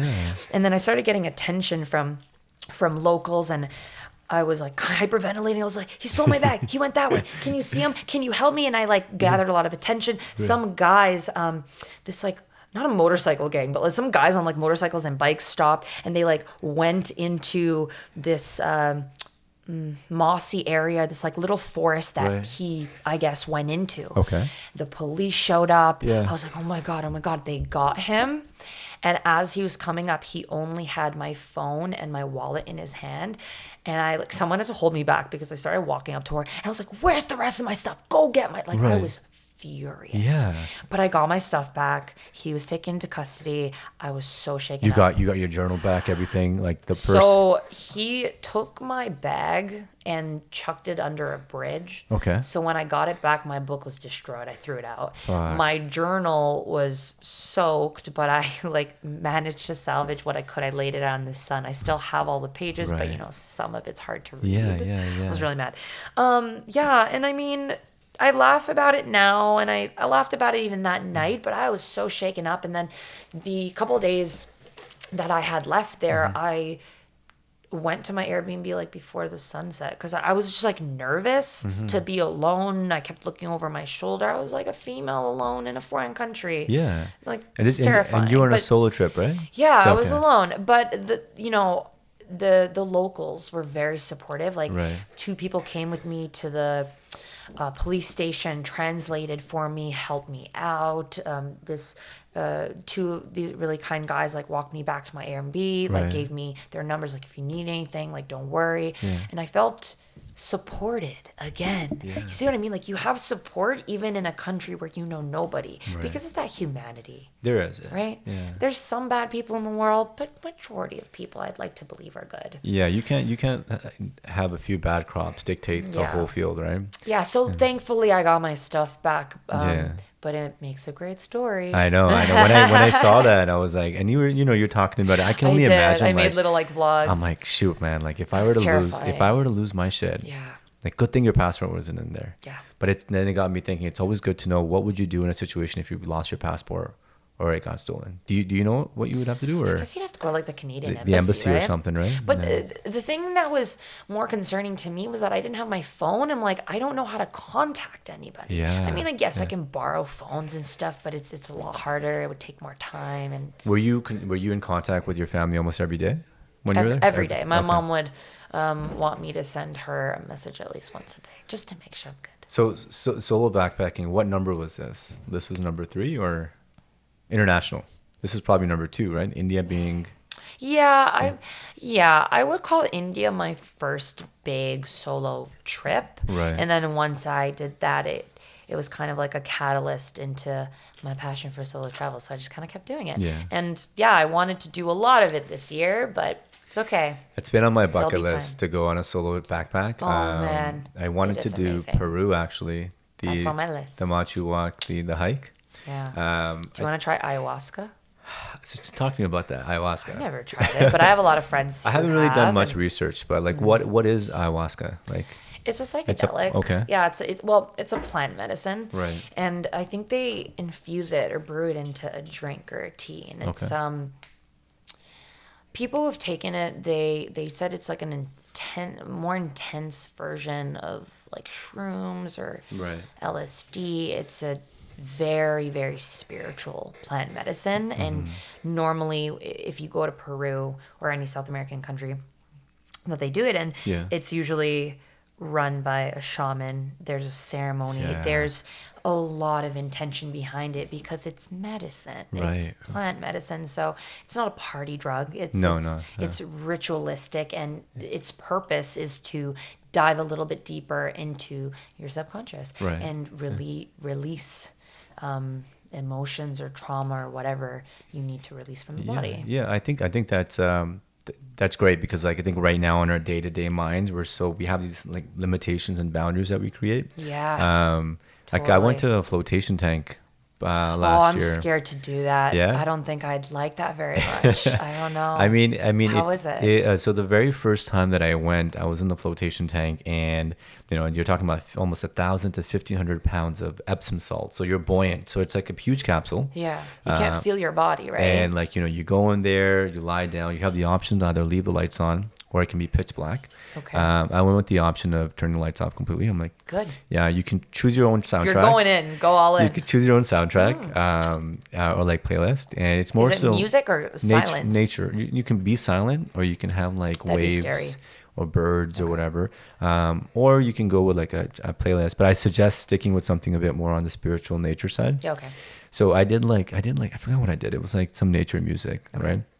And I remember I was there, and I was lying down. So it was supposed to be like a 45-minute session. 10 minutes go by, and it's the longest 10 minutes ever. And I was a little uncomfortable because I was expecting something to happen, and I realized how Like tense. meditation. Yeah, I realized how Yeah. tense my mind was because I was waiting for something to happen, but I wasn't releasing. I'm like, Yeah. Jeopardy music was playing. I'm like, okay. Jeopardy music. I'm like, what is it like? I'm supposed to have all these thoughts. What's Yeah. happening? But then slowly, the more anxious I got, I started letting go, and it's kind of like It happens naturally, like too. peeling an onion almost, right? It started getting a little deeper and deeper, and I didn't realize that my body had done an entire 360. So where my head was where the door was, right? But I assumed that I didn't move, because So weird. because the thing is like when you're buoyant in Epsom salt, like you lose and you start thinking to that level. Yeah. You're just you in your mind. So you That's scary for a lot of people. It is. Yeah. It We is. don't get the reason why I preach meditation so much is because especially in our generation and in Western culture, we don't get quiet. yeah. It's chatter, noise all the time, and Right. a lot of people are uncomfortable with even sitting down and meditating for 5 minutes because they can't be one, alone with their thoughts, or two, be alone in silence. Right. So that deprivation tank It's true. Like is I great. was thinking about things that I never thought about in my life, like my Yeah. childhood. I had all these flashbacks. Let me tell you, your best and most creative ideas, business ideas, life decisions, whatever, come when you're quiet. Right. So if you want to be a better decision maker, if you want to, do something different with your life or change your career and you're kind of stuck and not sure what direction to take, just get quiet. Like the answers, I promise you, the answers will come up if you get quiet. Right. And I think that over time too. Yeah, it's not.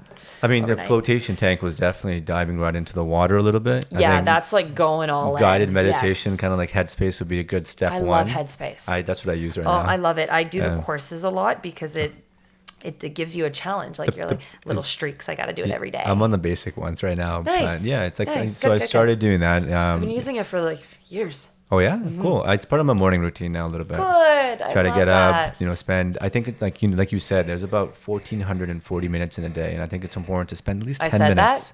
Huh? I said that? No, I said that. Oh, I was like, I don't think I said that. No, like in terms of like spending time, like me time. Yeah. There's 1,440 minutes in a day, and it's important. You can't. It's an excuse if you say I don't have time. I just made an Instagram post about it today. I don't know if you saw it. I didn't see that. No. I wrote a call to action and I said, every day block off 1 hour. Okay. I don't care when it is, morning, afternoon, night, whenever works best for you. 1 hour, phone away, undisturbed, literally just you either meditate or journal or get quiet or go for a walk, whatever, an hour uninterrupted. And I literally wrote that. I said, let's don't reiterate tell me that right you now don't have to time. everybody listening. 1 hour to yourself. If that's if 1 hour won't work or it's too intimidating, try 30 minutes. Yeah, try like completely disconnecting yourself from everything around you. Get comfortable with being by yourself. Yeah. And solo travel is a great way to do that because, well, first of all, you don't have anyone to make any decisions with. Yeah. So you make all the decisions, which is very intimidating for a lot of people. It was for me. Yeah. But you can literally do anything you want, and it's a great way to explore your boundaries mentally and emotionally in the sense of, I can't turn to anyone for this. Like, I have to figure this out. If you're lost, you're like, I have to figure it out. I'm the only one that has my back right now. Yeah. So. You know what I noticed? Like the when we have a problem, the first thing we always do is call somebody. And I used to do that all the time. Relationship problems. Oh, I'm gonna call so and so. Now job problems. I'm gonna call so and so. And I think sometimes we don't give enough credit to ourselves. The solution's in our head. You just got to give yourself some time. Solutions, not in your head. I'd say it's more so in your gut. Oh, okay. And you gotta clear the head to allow the body to. I love that. That's actually a really good analogy. Yeah, you're right. It's true because there's so much clutter in your head, right? That's why I get clear. Like I get a lot of OCD if my place isn't clean, because there's like a correlation between like a clean place and a clean head. Clean space is a clean mind. That's where I start too. I'm like, I can't do anything until I have cleaned and put everything away and it's organized. Right. Yeah. No, absolutely. I think there was, are you watching anything on Netflix right now or besides social drama? I started New Girl and I'm obsessed. Have you seen it? I haven't seen it, no. Oh man, it's just such a lighthearted show. 20 minutes per episode, 7 seasons. It makes me laugh, so I'm watching that right now. I just finished Queen of the South though a couple weeks ago. I binge watched that. It's a comedy, right? Queen of the South or Queen of the South it's a Narcos TV show. It's like a drama. Oh, is it? Okay, I'm thinking something else. New Girl is a comedy. Gotcha. Yeah, New Girl's like a sitcom comedy. Queen of the South was amazing. Guys, you gotta watch it. It's so good. It's like everything you'd see in like El Chapo or like a Narcos TV show, but the main character is a female, and you're like, hell yes, she's so badass. More of that. Yeah, for sure. I think the reason I asked you about that because it's a great time to consume content. Yes. Right? It is. But it's also, gotta learn. There's a lot of content out there. You got to kind of have to understand that what is important and what's not. Paradox of choice. You get overwhelmed. Netflix overwhelms me because there's so many things. You're like, I don't want to make a bad decision. Yeah. When I get Uber Eats, I spend maybe I spend more time figuring out what I want to watch. I don't even want to talk about it. And God forbid you smoke before you decide. Oh, you're done. You're not going to eat. The worst thing is by the time I decide, I go back to my typical either watching Sons of Anarchy or like The Office.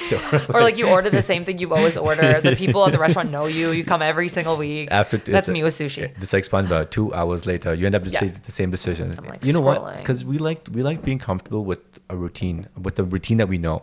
right? We're comfortable with the familiarity of life. Exactly. And that's why getting out of your comfort zone and doing new things scares so many people, because you're like, I'm uncomfortable. Like, this is not familiar to me. That's been an important theme for me this summer as well. Getting out of your comfort zone. The color of my hair was never always like this. I love it, actually. I think it suits you a lot. Appreciate that. Thank you. I used to be a blonde at one point. I was always black hair, and I decided It's very sunny. a couple of months ago. But Sunshine. I'm like, fuck it. You know, it's 2020. I'm going to do something do whatever different. you want, I have a tattoo appointment tomorrow. My your first tattoo. first one? First what one. are you getting? I love tattoos. Shout out to Ink by Ibia at Ink and Water. Yeah. I'm getting a tattoo. I'm getting a tattoo right here. It's going to be 3 skulls. Big? Not too big. Like maybe each skull is about an inch and a half, 2 inches. Are you going to color them in, or just? It's black. It's just black ink. Okay. It's see no evil, hear no evil, speak no evil. And then the first one is going to be wearing glasses, so signifies like the professional studio side. Second skull is going to be wearing headphones, so it's going to be representing creative music. And the third one is going to be wearing boxing gloves to signify the fitness side. And health. Fitness and health. So and that is who you are. And that is who I am. Kind of 3 pillars. I love that. So I'm excited for that. Yeah. I mean, tattoos don't always have to be meaningful. Like, you can just kind of get whatever you want because you want it. Yeah. But I love it when they have a meaning behind it. I feel like once I get my first one tomorrow, like you're not gonna stop. I'm not gonna stop. So I heard that before I got my first tattoo. They're like, once you get one, you're just gonna want more. I was like, no, I'm gonna get one. I have 3, and I have plans for so many more. I know. What was your first tattoo? It's on the side of my left foot is a sunrise. Okay. And it symbolizes my favorite quote, which is, the sun will rise and we'll try again. So it just and I really love, I'm a morning person. I love sunrises. Like, symbolizes like a fresh start, new day. You can kind of do whatever you want, be whoever you want. You get a second chance almost every single day. I love that. You get to reinvent yourself, right? You know the theme song for my podcast is Waiting for the Sun to Rise. Well, it's always sunny in the 6th, except it's not always sunny in the 6th. Sometimes we have like all 4 seasons in one day. So that's a lie. That's false advertising. Yeah, I know. But it's sunny when you're surrounded by sunny people. Yeah, and you know what? Even if there is a weather change, like, you know, exactly. You can, make the most of it. You got to make the most out of it. Yeah. I have this poster on my wall that says, when you can't find the sunshine, be the sunshine. Yeah. Like, yeah. Did you know that sunflowers, if there's no sunshine, they face each other? Yeah. That's cool. Well, sunflowers turn toward the sun. Okay. Yeah, and then when there's no sun, they turn towards each other. I found that such a crazy Sunflowers fact. are my favorite flowers. So next tattoo idea. I think I will. Yeah. Like, have you ever seen a bouquet of sunflowers and roses together? No. Most gorgeous bouquet. Really? Yeah. If I have any secret admirers out there, I really like sunflowers. I hope you guys are tuning in. No one's ever gotten me a bouquet of flowers before, so that, except for myself. Like, I'd buy them for myself. So that would be. Hey, never say never. That'd be nice. I mean, there's time. That's why I'm saying it. I'll say it again, guys. I like sunflowers. Are you single? I am. Guys, Odeta's single. Hit her up. I actually got out of a relationship like a month and a bit ago. So. Okay. Yeah. Hey, it's okay. Hey, it changes everything, right? I just got into one not too long ago. How long after have you being been together? single for almost 2.5 years, 3 years. How long has it been? It's been about 8 weeks, but it's been an amazing, incredible 8 weeks. It's been pretty dope. We've had such a good time. And sometimes when you have a good chemistry and you know, right? And at the end of the day, we're just present. We're just in the present moment, taking it day by day. I love that. I just always think that the person you're in a relationship with should be like almost your best friend. Like you gotta love hanging out with them and doing nothing. And I think that's what people learned a lot in quarantine. Right. So a lot of relationships either formed or ended during quarantine. Divorce rates went up through the roof. Yeah, because you realize that the person you want to spend the rest of your life with has to be somebody that you'd be comfortable and happy doing absolutely nothing with. So true. Absolutely nothing. Yeah. I always think of it, I use this as a marker, like, do I have fun with you at the grocery store? Right. If the answer is no, then we're probably not going to last or very long. Costco. Or any like Target or any like Walmart, any store. If I can't just go down the aisles and like have fun and just shoot the shit with you, then what's the point? Yeah. I don't want to do anything else. Yeah. You got to give me that bare minimum. I used to think like that, where it's like it's dinners and doing things, and I think that's the biggest mistake, like of a lot of relationships, because Like I'll be honest with you, my biggest anxiety that I've kind of tackled this year a little bit that is silence. I hate being silent. And I So you hate it when realized other people are silent? because I think something's wrong. Same. Right? If some other people are silent, Same. I'm like, okay, am I doing something wrong? I'm very big on communication. Like, if you don't want to talk, just tell me you don't want to talk. Yeah. Or then I'll go, racking around in my brain, be like, did I do something? Like, is it me? But I realize that silence is okay. It's okay to be in a car for 2 hours, and that's one thing I've Depends learned. on who you're with. Right. The person that you can be comfortable being in silence with is, that's a green flag. Right. And I think that's important too. Yeah. Then I think that I've realized that silence is blissful, and I think meditation is a great segue, kind of figuring it out that it's okay to be quiet, not just by yourself, but also in a relationship with your friends, with people around you.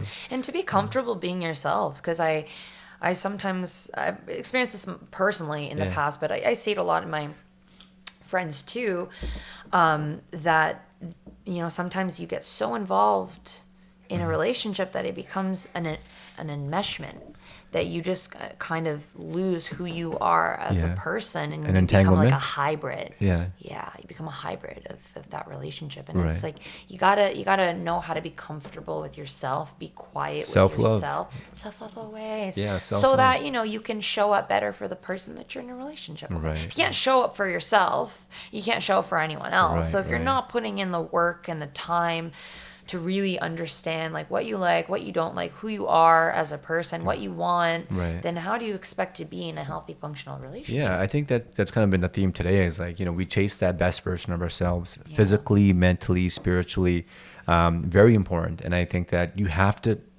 cater to your needs and be the best version of yourself before you start giving to a relationship. Right? You gotta know how to give yourself what you need and stop looking for it in another person. I've done that. It doesn't work. Unfortunately, a lot of people do that though, and they learn eventually. Hopefully, do inner child work. There you go. Yeah, that was doing that really helped me remove myself from these entanglements and be really solid with myself before I meet anybody or before I even talk to anybody. I guess you also show a sense of compassion towards yourself as well, right? You do. That it's okay to make mistakes. It's okay to feel. It's okay to be vulnerable. Yeah. It's cool to be vulnerable. It's so cool to be vulnerable, guys. It's 2020. We gotta talk about our feelings. Yeah. It's I'm hoping going into next year, 2021.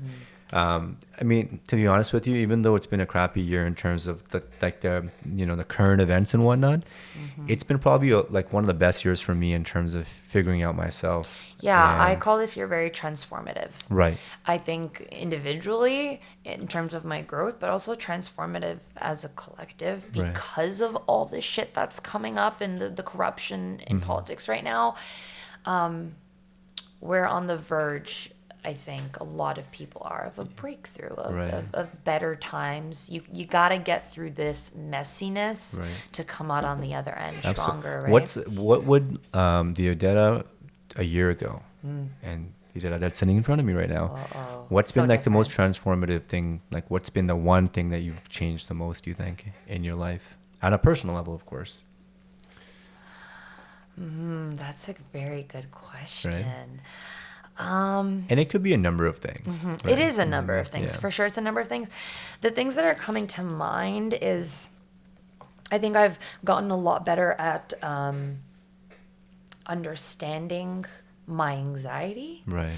It's something that was debilitating for me and crippling for a very, very long time. Right. And the more I got involved in meditation and breath work and inner child work and having mentors, I gained a bunch of mentors this year that I look up to. Just having people to support me, everything that I kind of did this last year helped me be not only more confident in myself as a person, but also gave me the tools and resources during those times where I didn't feel so confident as a person. So it's the yoga, it's the meditation, it's the exercise, but it's also the compassion.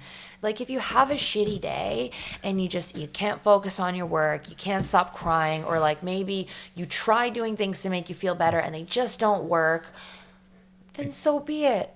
Just let it be. It's okay. And then try again tomorrow. Right. So I think it's the way that the biggest change for me over the last year, to answer your question, is, learning how to live with and understand the root of my anxiety and how to calm myself down, Right. but also just allowing myself to be who I am and being really compassionate about it. I love that. And being in the moment too, right? I mean, Mindfulness has always been we're only getting older, right? Like, yeah, I was thinking about it today. I just feel like I blinked in the last 6-7 years of my life. I feel like it was just last year that I graduated high school, but that was a very, very long time ago. Yeah.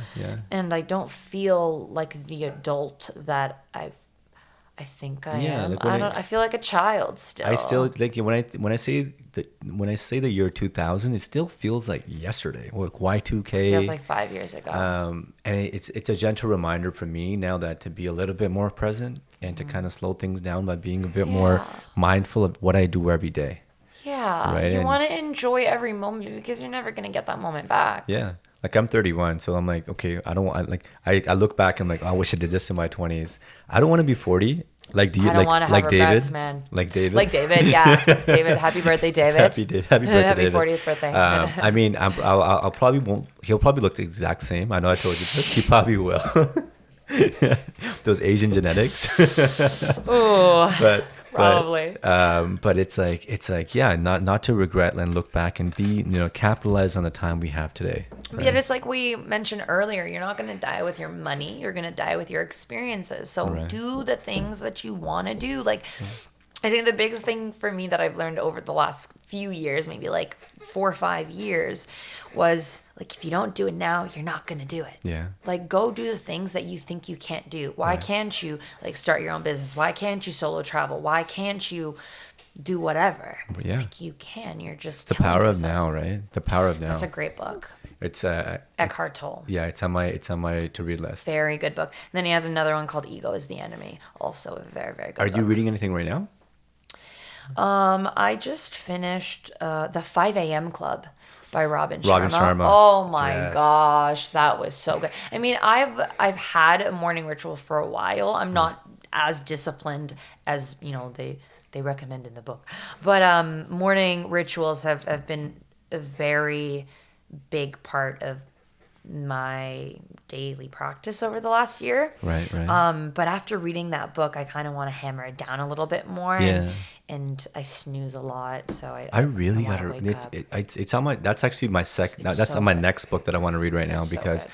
I do want to solidify my morning routine a little bit. Yes, it's so because good. its consistency is kind of lacking. Yeah, and then I'm reading this other book by Christine Hassler, the woman who led the Inner Child Workshop. Okay. And it's called Expectation Hangover. And that's a book that takes a little bit more time because there are a lot of exercises in it. So you have to have a journal and a pen beside right. you, so you can't like read it on your commute or whatever. Yeah. So I'm working on that. That's doing the work. That's actively doing the work. That's dope, yeah. Reading like 5 a.m. Club is like I love that. passively doing the work. Yeah. Yeah, I'm a bookworm, so that's why one of my questions Love- is asking like, what are you reading? Oh yes, I Second. read a lot of Yeah. personal development and business books. Right. That's primarily what I read. Okay.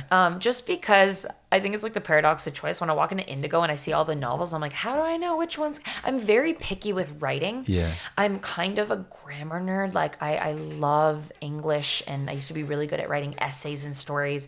So if a writer is just not articulating themselves well, Yeah. or the story is kind of getting muffled behind poor writing, I cannot to the life of me finish the book. True. The writing has to be good. It has to be important. I'm very picky. You ever see So, yourself writing a book or? Actually, yeah. It's my one of the top goals in my life, and has been since I think I was like 6 years Cheers old. to that. Cheers. You want to write a book too? Oh, it's on gonna happen. You'll see a list over It's there. on my vision board too. In my lifetime, because Yeah. here's the thing. I think that we talked about like our expiry date. We're all gonna go from life, but I think having a book, You leave like a legacy. you leave something Yeah. behind. You leave Yeah, your and- movie. You leave the script of your movie Yeah, behind. and you teach people everything you learn. So you're like, Right.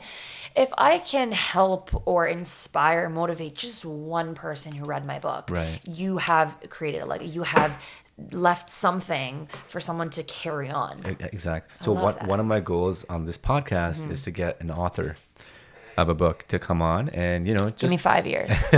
Bring me back. I love that. Of course. Bro. Next time I'm on this podcast, I want to be talking about the book that I've written. Done. Deal. Yay! Deal. Okay. That's like an incentive for me to, yes. Right? Oh, I'm very big on manifestation. Same. But listen, Odeta, this has been an amazing 1 hour and 45 minutes. No way. Has it actually been that long? Everyone says that. I feel like we've just been chatting for 30 minutes. Did I not tell you? There's so much more that I can say. There's some, but that does not mean that you can't come back. So we are definitely going to be with my book. We're even before that. I know. Even before that. Yeah. Is there any last parting words to the people out there tuning in? Be kind to yourself and be kind to others. Boom. That's it. There you go. Odeta, it's been actually a pleasure having you. This was an amazing conversation. I know. I feel very lit up. Like I feel very energized. Yeah. I think it's important to kind of, it's all about vibrations and energy. Yes. I don't know if you see over there. You see those crystals over there? You have crystals? Did you charge them very during masculine, the very harvest masculine full was. moon? I did not. You got to get the energy flowing. I went to sage the room a little bit. I went to Prince Edward County, and on the way we went to this and the Big Apple that's on the way, and we came across these crystals, and I'm very new to it. I'm not exploring. Very big on them, but I definitely understand. But I do believe in that. Like there's this idea of whatever you put out there. There's bad karma, good karma. There's good energy. There's bad energy. It starts with you. Yeah. You can't really blame others for your circumstances or your shortcomings. No. They can be a catalyst. So let 2020 be a catalyst at the end of the day to spark change. And if you guys haven't done anything yet, it's fourth quarter, baby. 2020. But at the same time, you also don't have to do anything. That's true. You don't have to pressure yourself to, start an online business just because everybody did in quarantine. Like, just take things at your own pace. Don't compare yourself to anybody else. That's so good. It's your journey. It's your script. It's your movie. Yeah. And you kind of get to decide how it's going to unfold. I think people have a lot more control than they think they do. Right. I remember in the beginning of the lockdown, everyone's like, oh, I'm learning this. I'm learning that. I baked muffins for like a solid month. What was that? Everyone was baking banana bread. They were baking banana muffins, or everybody was making sourdough bread. Sourdough bread. Yes, I never got into the sourdough. That just seemed a little bit too much work for me. Letting it rise overnight. No, right. I don't got time for that. I mean, that was a cool thing to see everyone do something. Like people got some hobbies. Exactly. Just keep doing that. Why do you need quarantine to make banana bread? Like, go make banana bread today. Absolutely. Do things that make you happy. But all right, Odeta. It was a pleasure having you. Everybody else, guys, please make sure to. Where can everybody find you? Right now I mainly use Instagram, so it's just at Odeta Kasa, first name, last name. Right. I am working on a website. Okay. So hopefully that will be launched within the next month or so, and that will kind of funnel everything into one place. You can get to know about me, blog, all my services, et cetera, et cetera. And you know what the other cool thing is? Podcasting isn't that big in Canada yet.